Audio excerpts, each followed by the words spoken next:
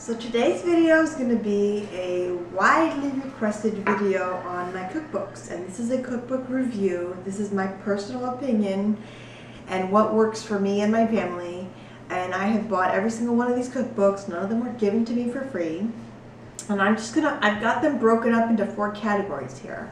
So I'm going to start from the completely oil-free cookbooks, and then I've got some high-fat cookbooks over here that I modify.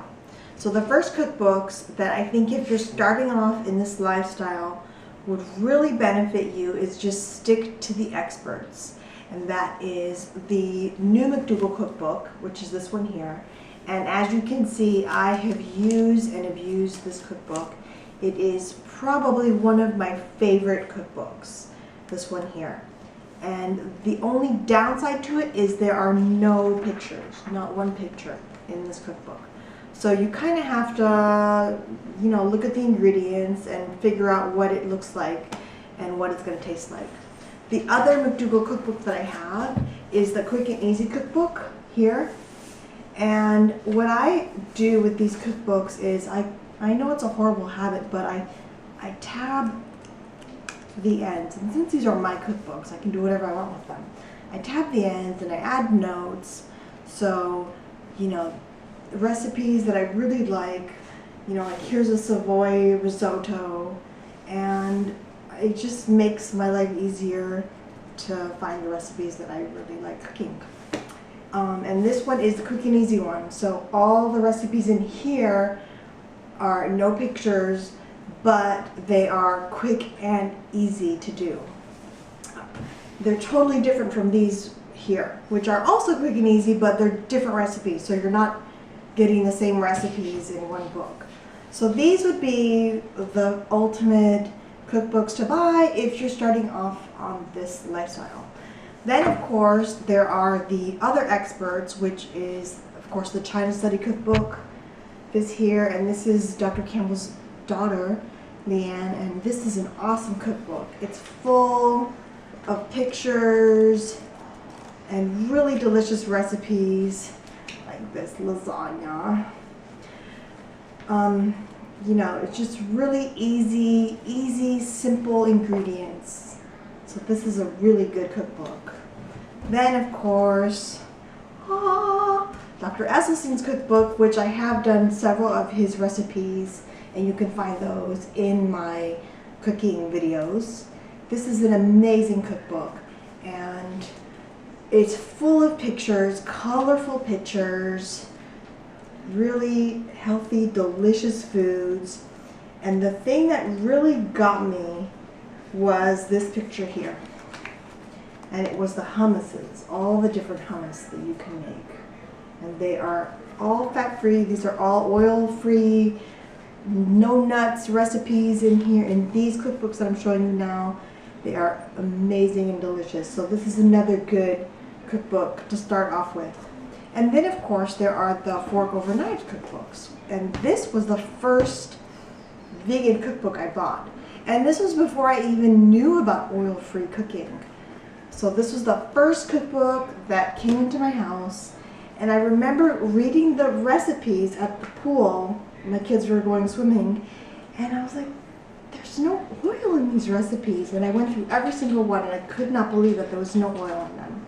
So that was my first exposure to oil-free cooking. This is amazing, amazing. And recently they just came out with the Fork Over Knives Family Cookbook, which is awesome.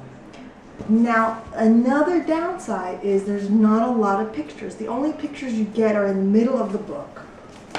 And of course I've cooked all of these, and so you only get about 12 pictures, compared to the 300 recipes in here. I mean, this one's 300, this one's 125. These are all kid friendly. Everything I've cooked from here, the kids have loved. So if you have a family and you're considering going, oil-free, this is an awesome cookbook here. It's just wonderful.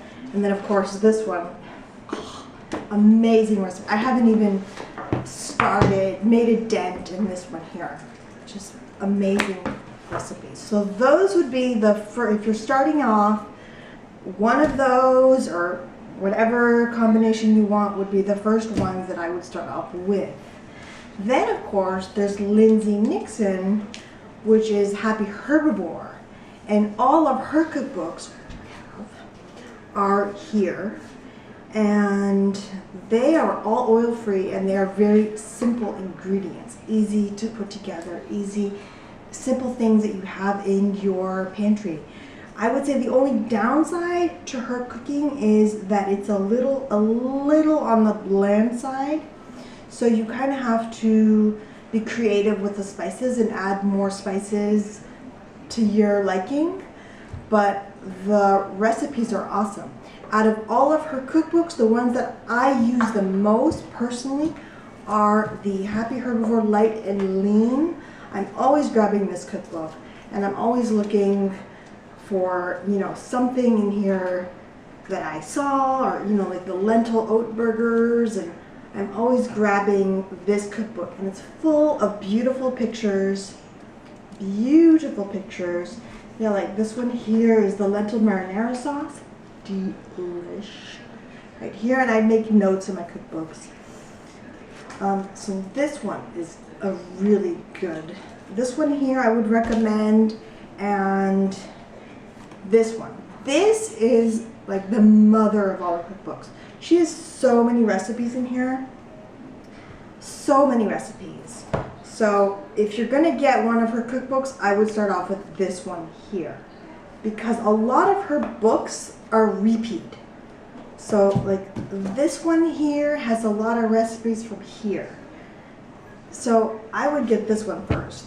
And then of course you can get the extras, which is the holiday gatherings, where she kind of puts all the recipes from this book, she organizes them for you into different categories like Christmas and Thanksgiving and Hanukkah and parties and brunches. So this is all of these recipes are from her cookbooks here. So it's just more organized. And then lastly, you've got the high-fat cookbooks, and I don't have many, I only have 4. And then of course I check out from my local library a bunch of cookbooks throughout the week, and I go through them as well. And I try and modify them and try them, but most of the time it doesn't really work out.